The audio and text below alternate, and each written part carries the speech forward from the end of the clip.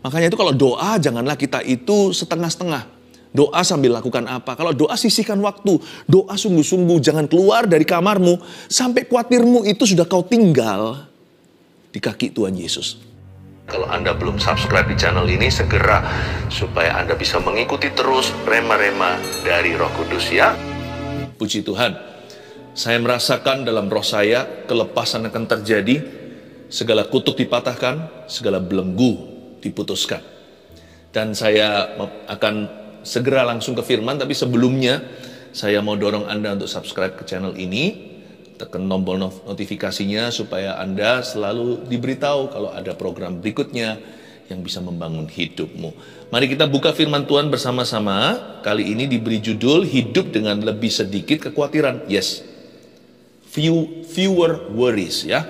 Hidup dengan lebih sedikit kekhawatiran. Saya memang menolak untuk mengatakan hidup tanpa khawatir, karena kekhawatiran itu peperangan seumur hidup.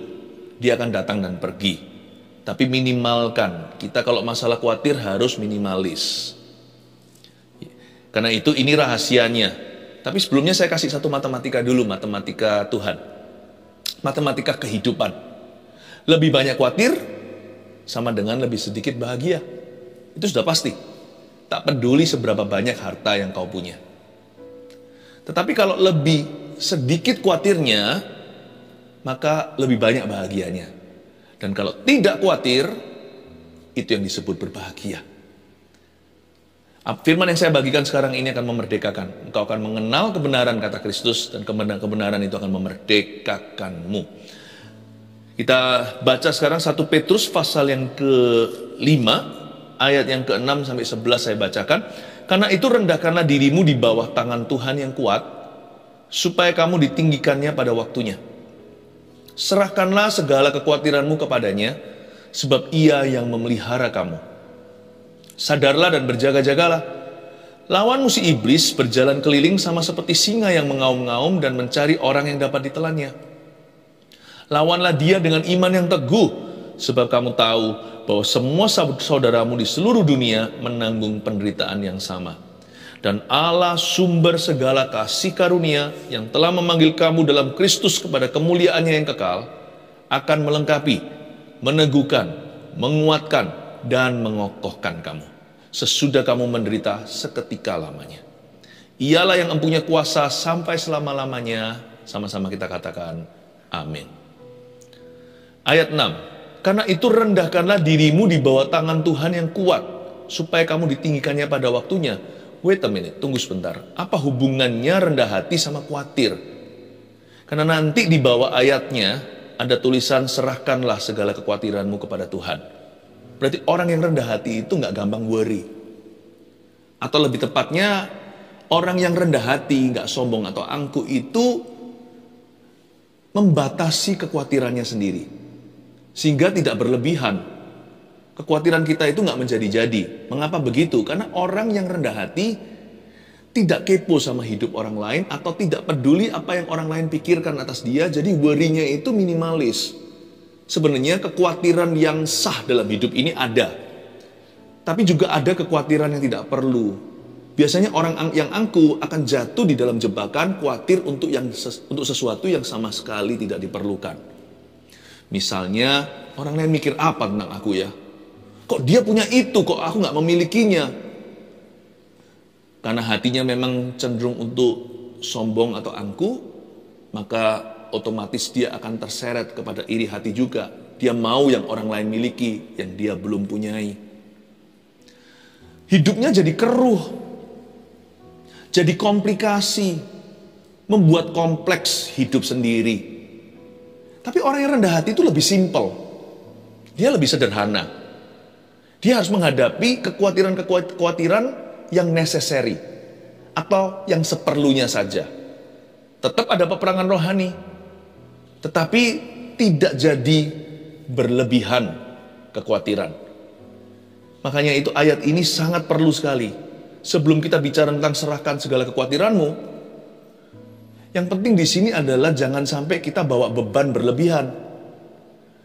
Kenapa kadang-kadang menyerahkan ke Tuhan itu sulit sekali atau sukar? Karena kita juga nggak selektif sih. apa yang kita pikirkan. Sebagian orang itu overthinking untuk sesuatu yang sama sekali tidak esensial di dalam hidup ini. Karena itu orang yang sombong adalah orang yang pakai, misalnya kalau kita disuruh bersihkan kamar, pekerjaan ringan pun jadi berat. Kenapa? Karena tanpa disadari orang itu pakai rompi 10 kilo seperti orang-orang yang fitness itu di gym. Kenapa susah ya? The simplest task atau tugas yang paling kecil sederhana aja terasa berat. Tahu nggak, orang sombong itu nggak happy. Orang angkuh itu tidak bahagia. Karena dia punya concern terlalu banyak. Yang dia perhatikan tuh berlebihan. Matanya itu tidak bisa fokus pada dirinya sendiri atau hidupnya. Nggak sehat imannya. Makanya itu orang yang rendah hati, tidak berat hidupnya. Waktu menyerahkan kekhawatirannya pada Tuhan, tidak sampai dia itu tertekan. Mengapa? Karena dia tidak membawa yang namanya beban-beban yang berlebihan. Semua itu dia selektif dari depan. Yang ini nggak perlu, yang ini nggak usah dipikirkan. Jadi enak jadi orang yang humble itu. Orang yang rendah hati itu lebih simple. Lalu ayat yang berikutnya, ayat 7. Kalau kita membawa kekhawatiran yang seperlunya, itu pun perlu serahkan kepada Tuhan. Kata serahkanlah segala kekhawatiranmu kepadanya itu, kata serahkan itu adalah satu kata kerja yang energetik. Karena dalam bahasa Inggrisnya, cast your worries on him. Kata cast itu artinya melemparkan. Jadi kalau serahkan segala kekhawatiranmu kepadanya itu bukan hanya Tuhan, kuserahkan. Enggak. Tetapi dengan sungguh-sungguh berdoa. Enggak ada orang melempar itu satu tangan. Emangnya kita sekuat apa? Kalau kita merasa diri kuat, jangan kita remehkan. Tekanan dunia ini sama kuatnya. Jadi kalau kita masuk ke hadirat Allah itu asal-asalan, kayaknya kekhawatiran kita tidak akan pergi dari hati. Keluar dari hadirat Allah tetap sama tertekan. Makanya itu kalau kita mau menyerahkan kekhawatiran kita kepada Tuhan, kita harus bersungguh-sungguh. Seperti orang melemparkan kekhawatiran itu ke sorga, melawan gravitasi bumi yang menyedot, yang selalu menarik ke bawah. Kita lempar ke atas ya kan? Jadi harus dengan sekuat tenaga. Seperti waktu perlombaan Olympics ada orang yang lempar lembing. Lembing itu berat, belum lagi kena gravitasi. Dia harus sekencang-kencangnya. Dia lari dulu untuk dapat momentum.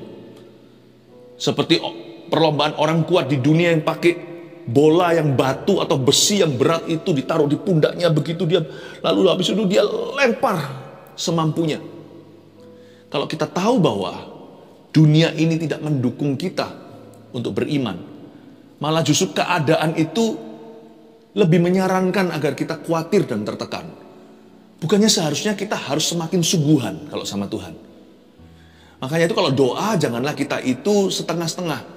Doa sambil lakukan apa? Kalau doa sisihkan waktu.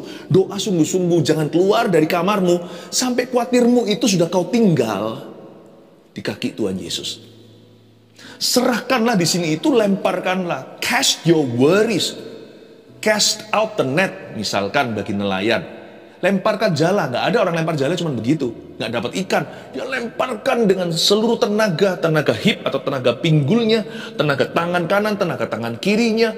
Dia lemparkan dengan pundaknya. Cast all your worries on him. Lemparkan itu. Ini energetik sekali. Itulah sebabnya kalau saya menyembah Tuhan, bukan untuk dilihat orang. Saya nggak peduli kiri kanan. Saya angkat tangan. Kalau angkat tangan ada orang yang nggak puji Tuhan, menyembah Tuhan, nggak menghakimi ya. Tapi kalau saya menyembah Tuhan, karena saya tahu daging saya ini melawan. Lebih gampang mainan daripada menyembah Tuhan. Saya tidak bisa tenang. Saya harus lawan arus. Kalau saya mau tanda kutip lihat Yesus. Kalau saya mau merasakan hadiratnya, saya harus lari di depan semua yang lainnya. Ya. Melawan arus dunia. Makanya itu kalau saya menyembah Tuhan, kalau saya angkat tangan gak asal-asalan. Terkadang kalau hati saya merasa berat, semakin berat hatiku, semakin tinggi tanganku. Dan bukan satu, kedua tanganku angkat ke sorga. Ku angkat hatiku, ku pandang kekudusanmu. Saat ku sembah, ku pujimu, ku rasakan kehadiran-Mu Tuhan.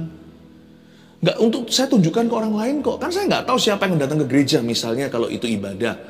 Siapa yang duduk di sebelah saya kecuali kalau saya pergi sama seseorang dari rumah. Atau janjian sama teman. Sekeliling saya itu saya nggak bisa tentukan siapa yang datang, siapa yang tidak hari itu. Jadi memang saya datang ke gereja cari Tuhan. Saya nggak peduli orang lain mikir apa. Ku angkat hatiku, ku pandang kekudusan-Mu saat ku sembah, ku puji-Mu. Ku rasakan kehadiran-Mu Tuhan. Karena ayat ini berbicara ke saya, waktu hati saya gelisah, semakin bertambah. Waktu saya sedih, semakin menjadi-jadi. Orang lain gak perlu tahu pergumulan hatiku, karena antara saya dengan Tuhan Yesusku. Tapi kalau saya angkat tangan menyembah Tuhan, saya angkat kedua tangan saya, cast your worries kan, lemparkan ke atas itu kalau bisa dua tangan, kenapa satu? Lebih kuat dua tangan daripada setengah. Saya mau dengan segala ekspresi bukan untuk dilihat sesama. Tapi karena saya mau membawa badan saya, tubuh saya masuk hadirat Allah. Bukan hanya jiwa saya. Waktu badan saya masuk dengan sungguh-sungguh, jiwa saya juga lebih gampang untuk konsentrasi. Roh saya jadi lebih peka. Jangan pernah berkata yang penting hatinya. Menyembah, memuji Tuhan, berdoa itu juga harus dengan segenap kekuatanmu. Kalau waktu nyanyi, saya ikut nyanyi, saya nggak hanya cuap-cuap saja, biarkan WL atau pemimpin pujiannya yang teriak-teriak. No, kasihlah Tuhan Allahmu bukan hanya dengan segenap hatimu, tapi juga dengan segenap kekuatanmu, with all your strength. Mengapa Pastor Philip saya ini overthinking? Lawan. Kenapa saya ini stres sekali? Saya itu terus nggak bisa nggak. Saya itu panic attack. Lawan arus. Cari Yesus, serahkanlah. Maybe you're not vigorous enough. Mungkin kita tidak cukup sungguh-sungguh. Kita baru masuk 5 menit, ya, baru seperti kaki itu masukin ke air dikit-dikit begitu. Lalu kita berkata, nggak jadi berenang.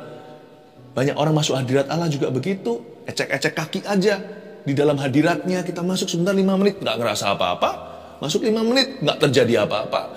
Masuk 5 menit, berkata, kok merasa jauh sama Tuhan? Masuk 5 menit lagi, belum terjadi mujizat. If you want to cast your worries, kalau Anda mau serahkan kekhawatiranmu kepadanya, serahkanlah. Paham maksudnya? Kalau Anda memang mau serahkan kekhawatiran Anda, lihat bahasa tubuh saya, serahkanlah. Serahkanlah. Aku tidak keluar dari sini sampai engkau angkat bebanku. Itu bukan berarti mau mati di kamarnya, tapi percaya Tuhan akan mengangkatnya sebelum Anda keluar dari ruang doa. Determination atau kesungguhan hati, tekad hati. Semangat seperti itu. Amin.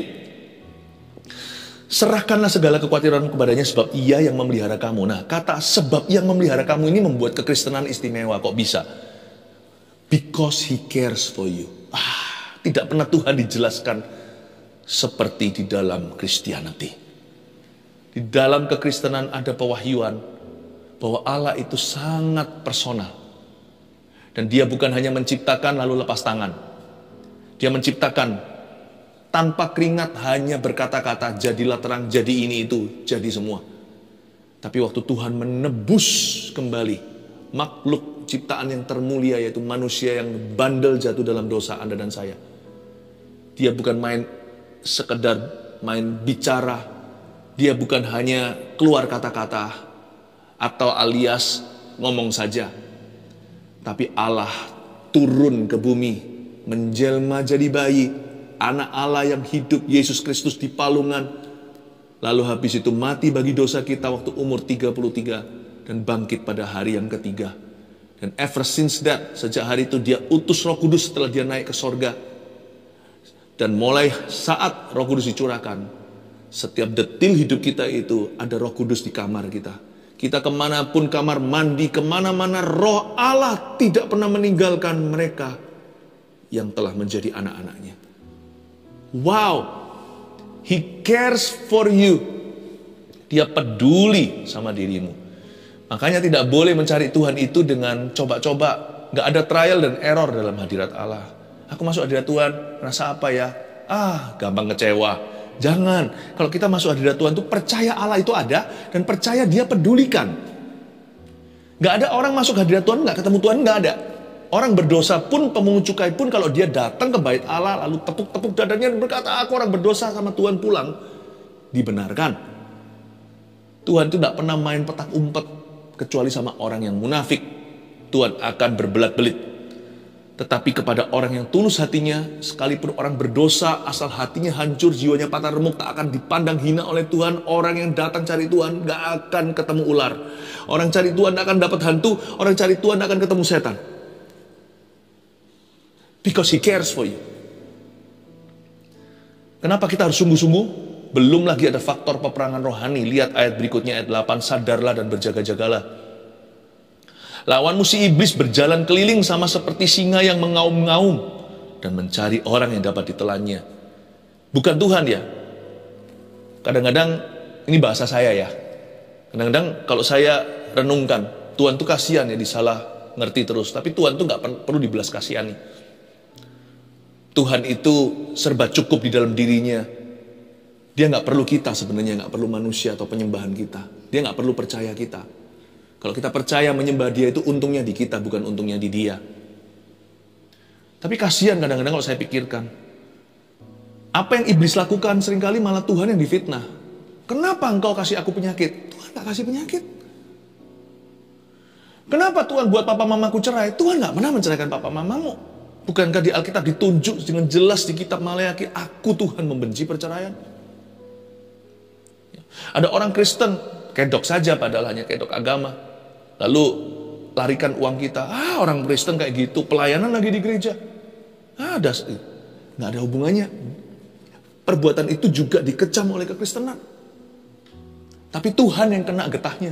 Tuhan yang dituduh sama semua orang. Coba bayangkan. Jangan lupa, di balik layar semua yang baik, semua yang benar, semua yang sempurna, yang layak dipuji. Semua yang baik sempurna, all the perfect gifts come from above. Di surat Yakobus datang dari Bapa segala terang. Tapi semua yang jahat, semua yang jelek, semua yang negatif, semua yang kutuk, semua yang dosa, semua yang mati, semua yang bunuh, semua yang jijik, semua yang najis, semua yang gak patut dipuji, gak patut bahkan dibicarakan, bukan dari Tuhan. Ada roh-roh jahat yang bekerja di udara. Ada roh-roh setan di dunia ini.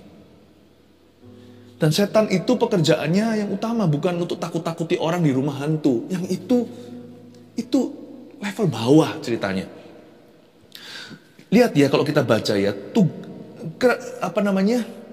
the work of Satan, pekerjaan iblis yang utama itu apa?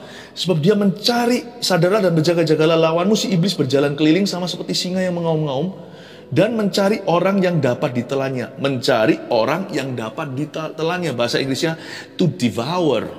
Untuk mengunyah hidup-hidup, kalau bisa ditelan, kalau bisa binasa. Setan tidak dia punya maksud hati bukan hanya untuk menakut-nakuti.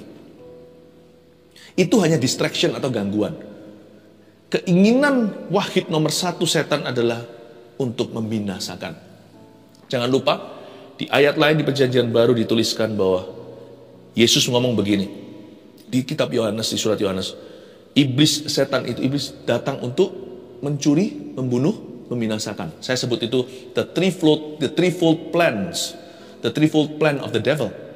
Itu rencana jahat si setan ada di 3 dimensi.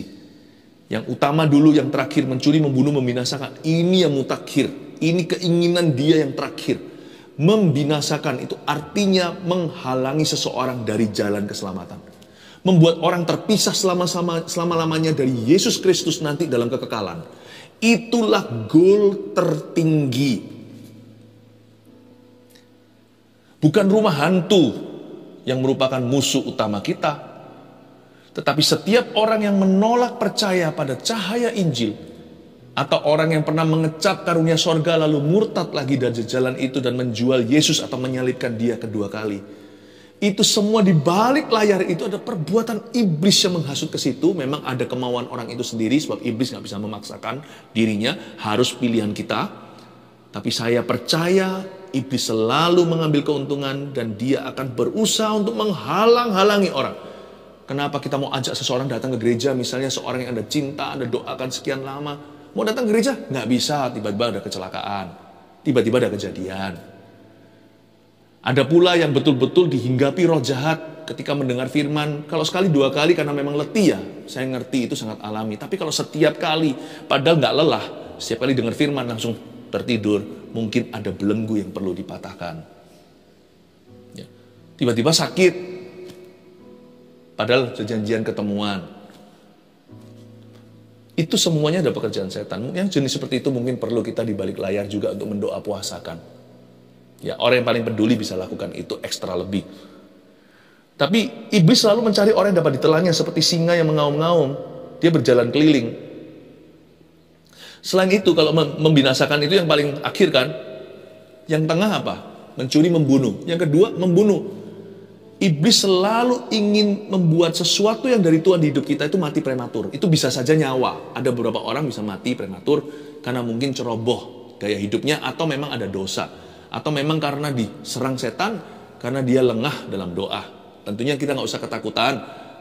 Setiap hari kita itu di-cover oleh darah Yesus. Tapi kalau kita hari ini digerakkan untuk mendoakan lebih, jangan sampai ada tepis dorongan-dorongan seperti itu. Karena kita sedang berada di dalam peperangan rohani. Karena iblis berusaha kalau bisa membunuh sesuatu itu secara prematur. Itu bisa juga friendship, bisa juga partnership, bisa juga hubungan, bisa juga pertemanan, bisa juga kongsian, bisa juga apapun juga. Namanya iblis juga bisa menabur roh perpecahan. Apapun yang dari Tuhan, dia mencoba kalau bisa bunuh, meskipun nggak sampai kekekalan. Misalkan kalau orang Kristen itu mati, dia tetap masuk sorga. Tetapi kalau bisa terjadi kecelakaan, kalau iblis boleh, dia pasti akan tabrakkan Anda di jalan tol mana. Kalau bisa mati sekarang, apalagi kalau orang itu berguna. Makanya itu kita harus doakan orang-orang yang dipakai Tuhan. Karena tiap hari mereka itu mengalami serangan. Belum lagi yang diguna-guna dan sebagainya. Oh, kita nggak usah doa terus was-was soal itu, nanti fokus kita bukan Kristus. Nanti fokus kita pada serangan-serangan. Jangan lakukan itu. Kita nggak usah fokus pada setan. Tapi kalau kita merasakan sesuatu pada antena kita, cepat tanggapi. Apalagi kalau kita dibangunkan. Saya kadang-kadang dibangunkan tengah-tengah malam. Doakan siapa? Doakan hamba Tuhan A, hamba Tuhan B. Baik itu di dalam organisasi kami, Gereja Mausyaran, atau yang di luarnya yang saya kenal, yang saya tahu. Mendoakan jemaat sudah menjadi makanan sehari-hari. Mendoakan keluarga saat teduh, makanan sehari-hari. Do you pray for us too? Apalagi orang-orang yang berguna. Setan berkata gini, aku tidak bisa bawa kamu ke neraka karena kamu sudah milik Tuhan. Gak apa-apa, kalau bisa aku bunuh kamu hari ini supaya besok kamu jangan kacaukan kerajaanku. You must pray. Berdoa. Makanya doa Bapa kami ajarkan apa? Bebaskan kami dari yang jahat. Ternyata harus sengaja berdoa demikian. Haleluya. Tapi yang satu lagi yang paling ringan, tapi jangan diremehkan. Mencuri, membunuh, membinasakan. Mencuri. Kalau dia nggak bisa bunuh, apalagi binasakan, masuk kepada kekekalan, nanti bersama dengan dia dihukum oleh Allah, maka dia bisa mencuri sesuatu. Anything better than nothing, gitulah bahasa Inggrisnya. Sesuatu lebih baik daripada sama sekali nggak ada. Sesuatu sedikit lebih baik daripada nggak ada sama sekali. Jadi setan pasti akan mencuri sesuatu. Itu bisa kesehatan, sukacita kita, damai sejahtera kita dicuri. Aneh ya. Rumah kita nggak bisa diapa-apakan, nggak bisa sesuatu yang sifatnya fatal terjadi, ya nggak ada kematian, nggak ada tulah, nggak ada apa-apa, tapi bisa hilang damai sejahtera. Ini berantem sama ini, salah paham begitu, dikacaukan aja situasi atau suasana rumah. Kalau seperti itu, kepala keluarga dulu, kalau enggak mungkin wakilnya mama. Bahkan anak pun bisa jadi imam-imam dalam keluarga. Kita merasa something is wrong, nggak ada salahnya sih, kumpul aja sebentar, mesbah doa, mesbah keluarga doa, tengking setan, tiba-tiba rasa kayak adem gitu rumahnya. Bukan karena AC-nya, adem karena damai sejahtera. Kudu mau berantem aja. Kadang-kadang kita juga marah gitu, mau lemparkan amarah kita ke anak kita. Padahal dia nggak salah. Bagi-bagilah ya. Seperti bagi-bagi ekstra bagasi. Bagasi negatif kasihkan kok. Itu nanti kan jadi domino, nanti kan jadi bumerang. Daripada gitu ajak berdoa aja. Daripada kita saling memarahi. Coba bayangkan. Iblis bisa mencuri sesuatu, mencuri uang juga bisa, terjadi korupsi di dalam ini juga pekerjaan setan melalui tangan-tangan jahil, yaitu orang-orang yang kedagingan dan mereka yang hatinya masih berlumuran dosa. Lewat orang-orang berdosa, iblis bisa mencuri sesuatu. Ya, makanya kita selalu berdoa supaya jangan sampai ada yang tercuil apa-apa dari rencana Allah dalam kehidupan kita. Makanya kalau kita betul-betul kita harus melawan. Caranya gimana caranya? Ayat 9, lawanlah dia dengan iman yang teguh. Sebab kamu tahu bahwa semua saudaramu di seluruh dunia menanggung penderitaan yang sama. Kata lawanlah dia dengan iman yang teguh mengajari kita bahwa dalam bahasa Inggrisnya, we must flee evil, but we must not flee from the devil. Kita harus menjauhi kejahatan, lari dari hawa nafsu. Seperti Yusuf lari dari istri Potifar. Ada juga surat Paulus berkata gini, flee the lust of youth, atau larilah dari hawa nafsu orang-orang muda. Memang kita harus lari dari pencobaan, namun jangan lari dari setan. Sebab tidak ada perlindungan, punggung kita itu tidak ada senjata peperangan. Kalau kita baca di kitab Efesus, sebab perlengkapan senjata kita nggak ada yang melindungi punggung atau our back. Jangan lari, hadapi. You flee evil but not the devil. Kita lawan iblis dengan apa? Dengan iman yang teguh. Kita tangking berkata, dalam nama Yesus kau pergi. Jangan kau ganggu rumahku. Ya, tapi kita cast our worries dulu, kita serahkan dulu kepada Tuhan. Tapi kalau kita melakukan peperangan rohani, wow, disitulah kemenangan. Dengan iman yang teguh. Imanmu harus teguh. Jadi kalau kita lawan setan itu jangan bawa worry segala. Itu nanti kan seperti kita dalam perlombaan, namun kita pakai rompi 10 kilo tadi, atau 20 kilo. Berat, gak mungkin bisa menang kalau kita lari. Atau kita bergulat, orang lain badannya atletis. Tapi kita pakai rompi besi, yang mana bisa menang? Kalau kita dalam peperangan rohani, less worry is better. Karena kita punya musuh sesungguhnya. Lebih sedikit khawatir, lebih kuat untuk Anda melawan setan. Karena itu lawanlah dia dengan iman yang teguh. Satu-satunya senjata di sini adalah iman. Sebab kamu tahu bahwa semua saudaramu di seluruh dunia menanggung penderitaan yang sama. Lihat ya, semua pencobaan yang kita alami, apa yang kita khawatirkan, ternyata kita itu bukan satu-satunya yang malang di dunia. Semua saudaramu di seluruh dunia menanggung penderitaan yang sama. Dengan kata lain, semalang-malang atau seterpuruk apapun kondisimu yang membuat Anda khawatir hari ini, ingatlah selalu akan ada orang yang lebih buruk, dan lebih terpuruk, dan ada orang yang lebih ringan. Kita selalu menemukan seseorang di atas kita, seseorang di bawah kita. Itulah sebabnya, seberat apapun pencobaan hidupmu, tidak boleh namanya memuntung ministry. Karena selalu ada orang yang lebih berat dari kita, dan selalu ada orang yang bisa kita bantu. Paham Bapak Ibu Saudara yang saya kasihi? Always someone above you, someone under you. Sebab semua saudaramu di seluruh dunia menanggung penderitaan yang sama. Apapun kondisi kita, we can always help somebody. Kita selalu bisa membantu seseorang. Karena kita nggak seberat orang itu ngalami pencobaannya. Tetapi seberat apapun hidup kita hari ini terasa, selalu kita itu ingat bahwa ada orang-orang yang bisa jadi kekuatan kita. Semua saudaramu di seluruh dunia menanggung penderitaan yang sama. We need other people to win. Kita butuh orang lain untuk menang. 3 poin sederhana, catat ini sebagai summary atau sebagai rangkuman daripada firman yang dibagikan. 1, apa itu hidup dengan lebih sedikit kekhawatiran? 1, orang yang rendah hati itu khawatir seperlunya dan tidak berlebihan. Start well, start right. Kita harus mulai dengan benar, mulai dengan tepat, mulai dengan rendah hati. Kalau enggak nanti ya, casting jadi terlalu berat. Nanti menyerahkan kekhawatiran itu terlalu berlebihan. Kenapa? Karena yang nggak perlu semuanya juga ikutan. Pintu masuk seleksinya itu rendah hati. Rendah hati itu menseleksi alami semua beban kita. Orang yang rendah hati itu khawatir seperlunya dan tidak berlebihan. Kita memulai garis startnya dengan ringan atau lebih ringan. 2, roh khawatir harus dihadapi dengan roh doa yang sungguh-sungguh. Ingat tadi, lemparkan kekhawatiranmu atau serahkanlah kepada Tuhan. Roh khawatir nggak bisa dihadapi dengan pikiran positif. Roh khawatir harus dihadapi dengan roh iman, yaitu roh doa yang sungguh-sungguh. 3, iman yang teguh. Jadikan hidup tidak seperti yang dikhawatirkan. Kalau iman kita teguh ya, Anda akan terkejut melihat. Ternyata yang kita takutkan itu tidak berfondasi atau berlandaskan. Dan apa yang kita khawatirin selama ini, yang kita khawatirkan, itu tidak akan terjadi seperti yang ditakutkan. Iman yang teguh, hiduplah dengan iman, maka hidupmu akan berjalan selalu di dalam rencana Allah, bukan rencana setan. Haleluya. 1 Petrus 4 ayat 7. Kesudahan segala sesuatu sudah dekat. Karena itu, kuasailah dirimu dan jadilah tenang, supaya kamu dapat berdoa. Saudara yang terkasih, terima kasih telah mendengarkan firman Tuhan hari ini. Jangan lupa untuk dukung terus channel ini dengan cara subscribe, like, share, dan juga komen, agar saudara kita yang lain juga boleh terberkati. Tuhan Yesus memberkati kita.